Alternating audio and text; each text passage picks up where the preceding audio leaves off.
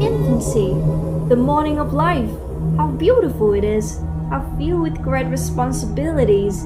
An immortal soul commences their existence, a life beginning in time, but capable of growing brighter when time is ended and eternity begun, commences to note the passing hours. We welcome the infant with joy and congratulate the parents, and we do well, but to an angel who can clearly understand the infinite value of the life just commenced, the height of happiness to which it may ascend, the depths of misery to which it may be brought. It must seem a moment so deeply freighted with solemn meaning as to dispel all expressions of joy, save only of a subdued and chastened kind. Infancy has its hours of anxiety and trials for the parents, but it has also its hours of compensating joys.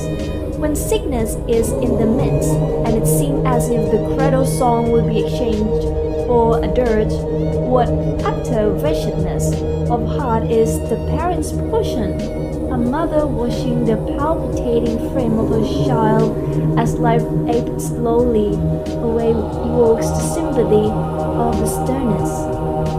A child dying dies but once, but the mother dies 100 times. A mother mourning by the grave of her firstborn and strewing flowers over a coffin form instead of kisses on a warm brow in one of the deepest spectacles of human woe.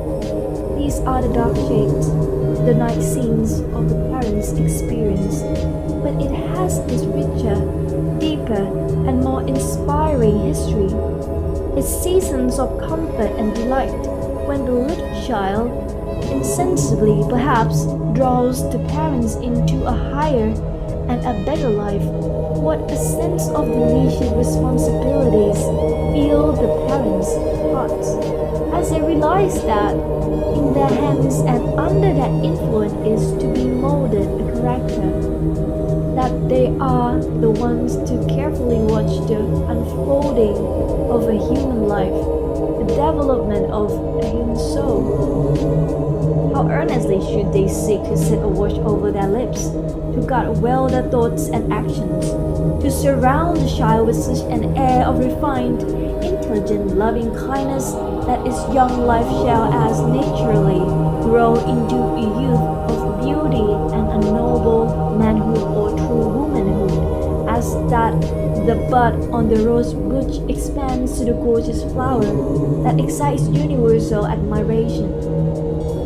Welcome to the parents, the puny struggle, strong in his weakness, his little arm more irresistible than the soldier's, his lips touched with persuasion, which Chatham and Pericles in manhood had not. His unaffected lamentation, when he lifts up his voice on high or more beautiful, sobbing child, the face all liquid grief, and he tries to swallow his vexation, soften all hearts to pity and to mirthful and clamorous compassion. The parent's duty commences at the birth of the child. There is importance even in the handling of infancy. If it is unchristian, it will beget unchristian states and feeling. If it is gentle, even patient and loving, it prepares a mood and temper like its own. Then how careful to banish the crossword, the impatient gesture. Let kind and loving tones only fall on its ears, and only gentle hands assist it in its little want. There is scarcely room to doubt that almost cryptic, resentful, passionate characters, almost even lovely, firm, and truly ones, are prepared in a great degree by the handling of the nursery. The biography of many persons, faithfully written, would ascribe to the training of early years the molding not only of youthful character, but the more measured forms of mental and moral development of after years. The influence thus exerted in the early days of infancy is often the almost hopeless. Casting of bread upon the waters, often not found in any its favorable developments until after many days. The cares of world and the evil example of other often choke the word of a good mother and destroy its vitality, but not unfrequently it will be found, like seed long buried in the earth, to spring up to remembrance in active life, and the counsels imparted to the infant of days be found to influence and control the whole destiny of the man of measured years and gray hair. As it is a law of our being that's all, even the most feeble and insignificant exert a reciprocal influence on all around them, then an infant exerts a great modifying influence on the elder men and women around it. It recalls them from the contemplation of the stern realities of life to its innocent faces, from disdainful, self-reliant pride to trustful confidence, hearts that but for the smile of innocence on the prattling lips of infancy had grown hollows beat once more in sympathy with the distressed around them.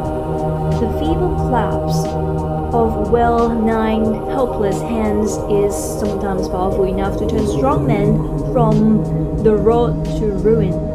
An infant in his cradle is king, and wields his power over all who come near him.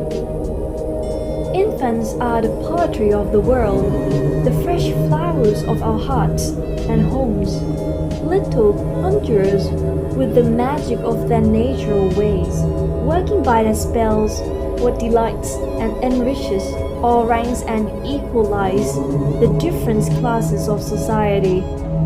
Every infant comes into the world like a delegated prophet, the harbinger and herald of good tidings, whose office it is to make young again hearts well-nigh wearied with the care of years. A child warms and softens the heart by its gentle presence. It enriches the soul by a new feeling, and it awakens within it what is favorable to virtue. An infant is a beam of light, a fountain of love, a teacher whose lessons few can resist. There are cause from much that engenders and encourages selfishness, that frees the affections, roughen the manners, and indurates the heart, that brighten the home, deepen love, invigorate exertion, infuse courage, and vivify and sustain the charities of life. An infant finds a place in the hearts of all people. The selfish and proud open their hearts to its silent influence. The aged, who are standing near the end of the journey of life, have the scenes of their younger days called up afresh by the child's artless ways, and in its company grow young again. The disconsolate seem to catch a fresh glimpse of hope when they see the confiding ways of the little child and take heart again. It would seem fitting that nature should accept a little child from sickness and death, but alas, impartial fate, which with equal pace knocks at the palace as the cottage gate, is no respecter of age. What a great hush falls on the ear like a pall, and an untold sadness settles over the heart when the little child is sick. Is it not strange that such a wee bit of a thing should have the power to change everything, making the sunshine that but yesterday played in and out of the windows so merrily and bright seems such a mockery today, changing the joyous tones of the other child into funeral notes.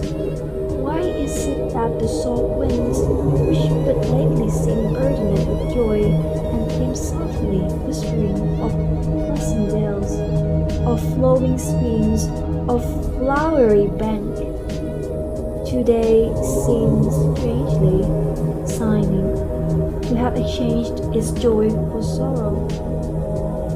But such is the spell that baby has woven, knitting itself into the very meshes of our hearts in such a quiet, subduing manner that we exactly know how dear it is until the little form lies still and prostrate. Great as is the influence of the little child while living, it has also a sweet and sacred influence when its brief life is over, and the solemn dust unto dust, and ashes unto ashes has been set over the little mound in the churchyard. Sweet places for pure thought and holy meditation are these little graves. They are depositories of the mother's sweetest joy, unfolded buds of innocence, humanity knitted by the frost of time ere yet a canker worm of corruption and nestled among its embryo petals.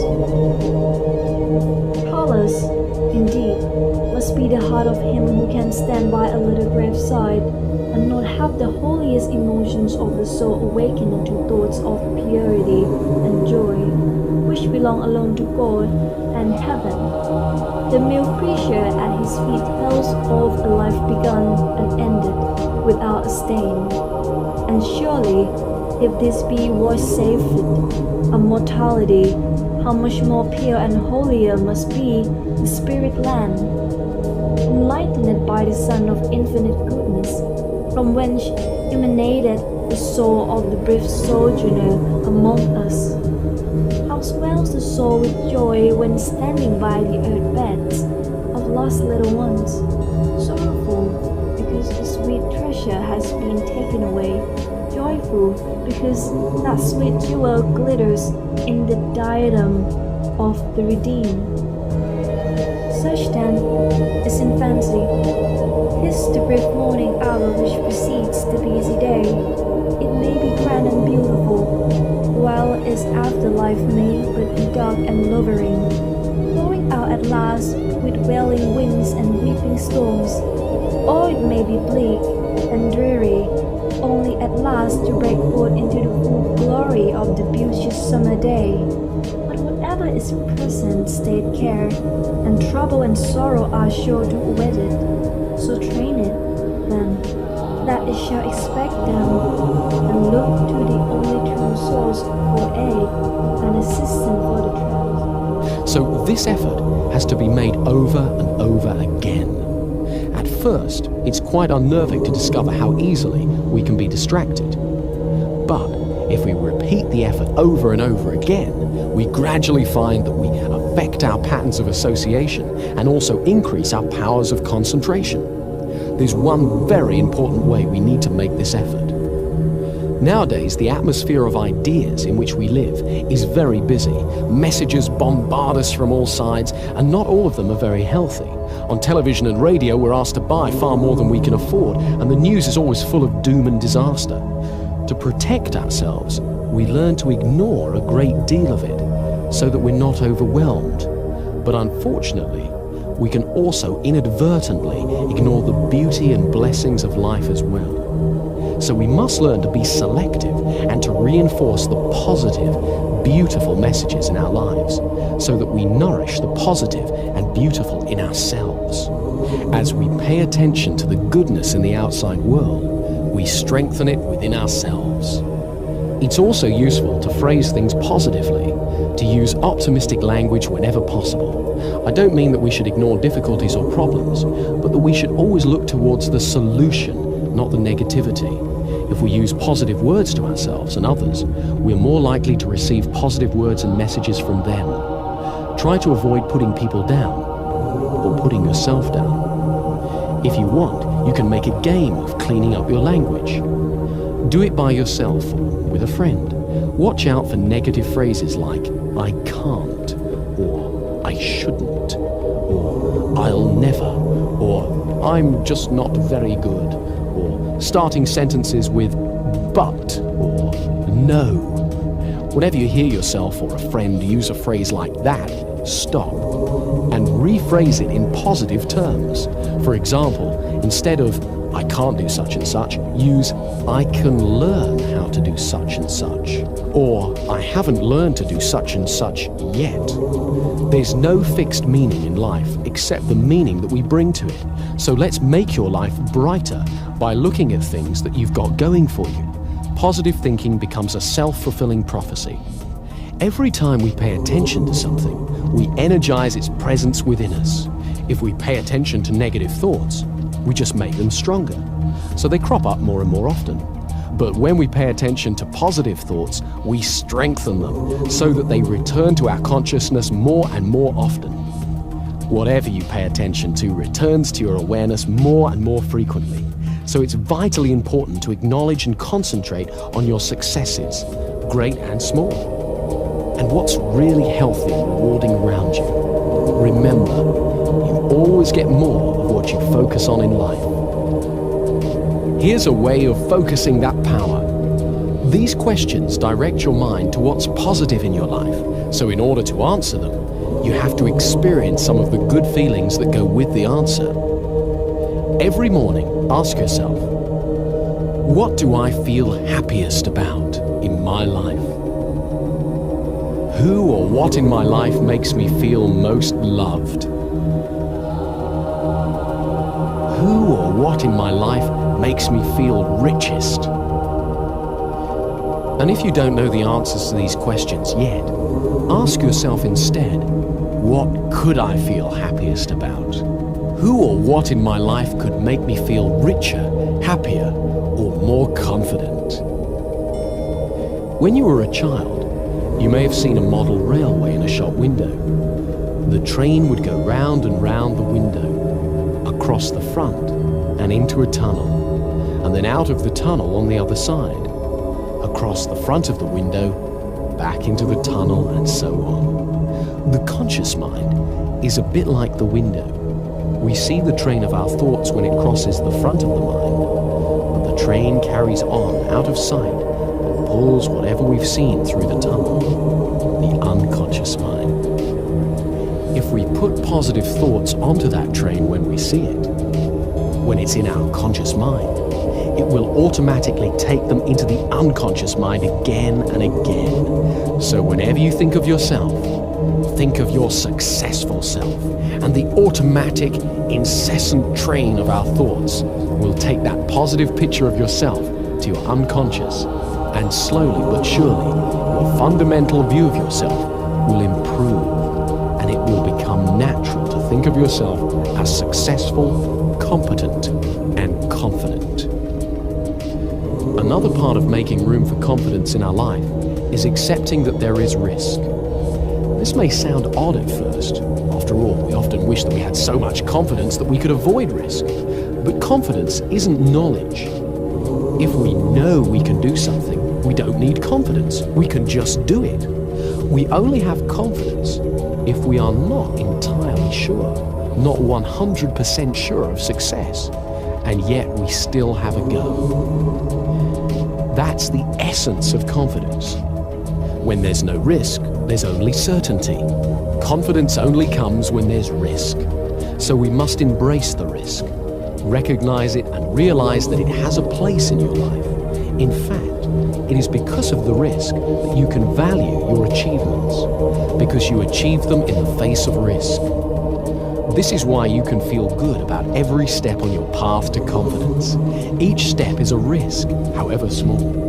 And as you get used to having confidence, you will realize that you get used to having risks. Risks don't go away. We just learn that we can face it and deal with it. And as we do so, we become more powerful. We learn we can achieve our goals, and we become more confident. Let me show you one more thing that increases your confidence, and it's great fun as well. Think of somebody now with whom you don't feel confident. Imagine them walking in your front door. And imagine they've got a red clown's nose on their face and an orange wig on their head. Or shrink them so they're about 12 inches tall. And call to mind the way they talk. If, for example, it's an authoritarian sort of voice, You stupid, useless person. Make them sound like Mickey Mouse. You stupid, useless person. Oh, make them have a sexy voice. You stupid, useless person. Really enjoy making them as ridiculous as you want and get used to this way of seeing them, even when you meet them face to face. You'll find it's great fun and it really changes how you deal with them.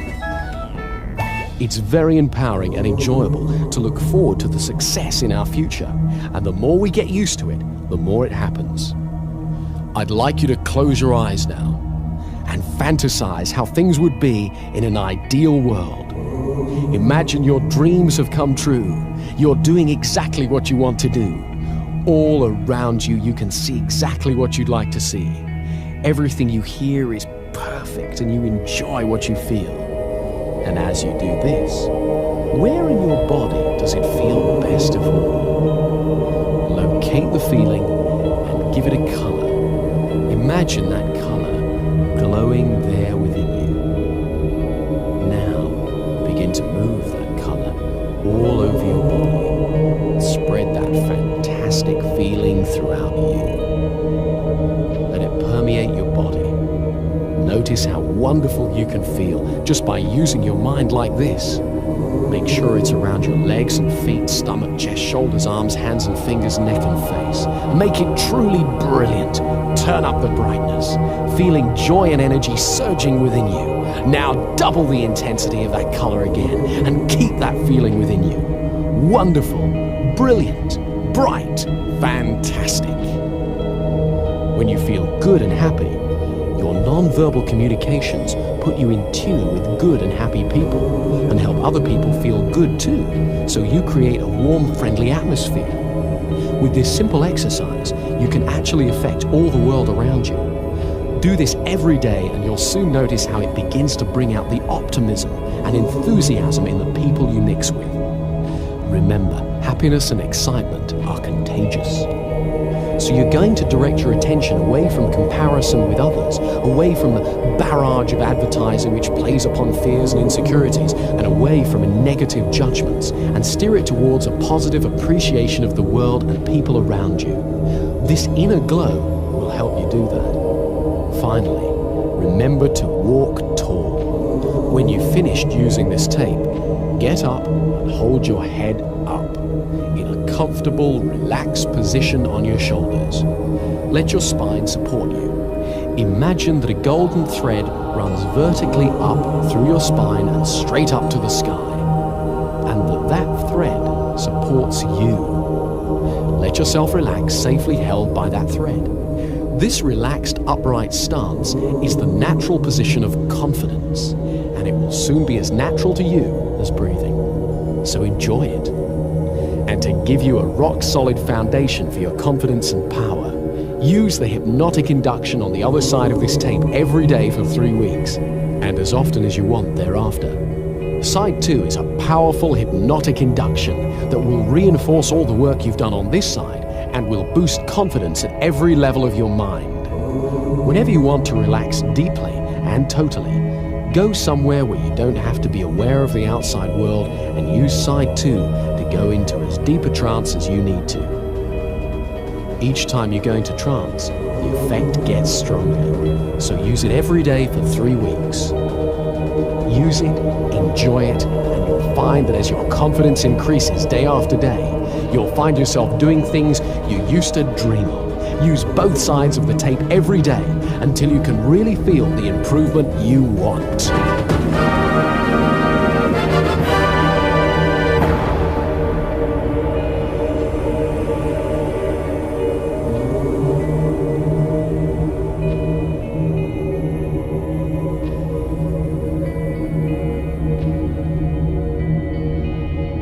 It was back in 2004, while working in South Africa with co-stars Denise Black and Theo Landy. The 3 actors were travelling on a stretch of highway that was notorious for a number of carjackings that took place.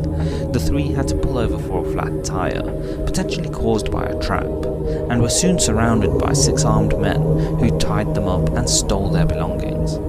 As is often the case in carjackings, Benedict Cumberbatch was tied up and forced into the boot of the car, which normally meant that he would be the one to lose his life. In this instance, the actors attempted to try and talk their way out of the situation, while Cumberbatch was forced into the boot of the car. After a few moments and some arguing from the carjackers, Cumberbatch was spared. He was allowed to live, and to this day, he and Denise Black insist they believe it was only through the luck of what they said that they were spared that day. A day that's completely changed his outlook on life, as he has since said, "I was definitely more impatient to live a life less ordinary. I wanted to swim in the sea that I saw the next morning. If you feel you're going to die, you don't think you're going to have all of those sensations again. A cold beer, a cigarette, the feel of the sun on your skin. All those hit you as firsts again. It is, in a way, a new beginning." The truth is, what he says after a near-death experience isn't too shocking, as we've talked before on the channel about how confronting your mortality can shift your perspective on life. The question is, why does this happen? How does mortality influence our attitudes to life? Well, let's look at some of the key factors people consider when they confront death. Number 1, we consider what's important. For most of us, we easily get caught up in the activity of our day-to-day lives that we lose touch with what we might find truly meaningful in life. Benedict Cumberbatch acknowledges this in his statement after experiencing his ordeal. As he never wanted to live what he'd perceive as an ordinary life, he wanted something different, and this experience made him realise that if he truly wanted that, he'd have to chase after this more aggressively. It's here we need to self-reflect in our own circumstance. What is truly meaningful to you and why? Are you making progress towards living life in line with this, and if not, why? The fact is, many say that when you see death, you see your life flash before your eyes, and for many, it's a life full of regret, because they never truly pursued what they felt was important to them, whether it be because of fear or something else entirely. The key here is to understand that our life is limited. We only have so much time available to us, and it's our responsibility to follow through and do what we feel is important in the time we have, if we don't want to waste the opportunity presented to us. Number 2, we self-reflect. What we consider important is one factor, but equally important is our perception of ourselves. Just as we talk about living a life in line with what's meaningful to us, do we live in line with our values? The truth is, many of us will be more readily prepared to live life for others, doing things that others might appreciate, but we ourselves may feel isn't true to us. And this is problematic, because when you put yourself in this position, you have a problem where you may feel an internal sense of conflict, which can lead to bigger problems. If you choose to do something for someone else, it has to be because you chose the responsibility to do so, and in line with the values you want to live your life by. It's not a case of being selfish, but it's about being true to yourself. And this is something Benedict Cumberbatch acknowledges when he speaks following the situation in South Africa, as he says, "It's taught me that you come into this world as you leave it, on your own." Meaning life is a very personal journey, and when it comes down to it, if you don't do what's important to you, then you've possibly missed the most significant aspect in each of our lives. Number 3, we are reminded our time is limited. It's quite simple. When young, we often believe we have a great deal of time in our lives to achieve everything we might want to, causing us to hold back in our pursuit. For many, they reach a point around their 40s where they look at where they are in life and realise they aren't where they want to be, commonly resulting in what we know as a midlife crisis, where they desperately try to get all of the things they wanted when young. And worse yet is when people are at the end of their life, and they know they've gotten too old to achieve their dreams, and reflect back to have great regrets, asking themselves, what if? Nobody wants to be in those circumstances, and the confrontation with death, something most don't want to consider, can be an important wake-up call that our time is limited, and we never know when our life may end. If you genuinely want to pursue something, now is the time to take action.